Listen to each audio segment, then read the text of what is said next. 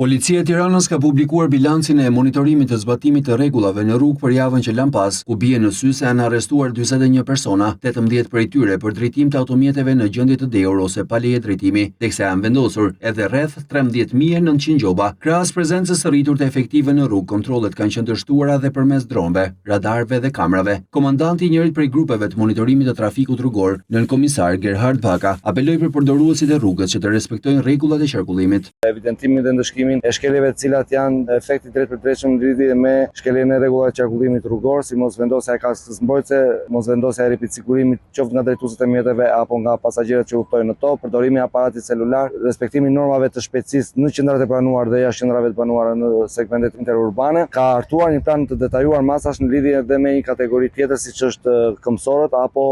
dhe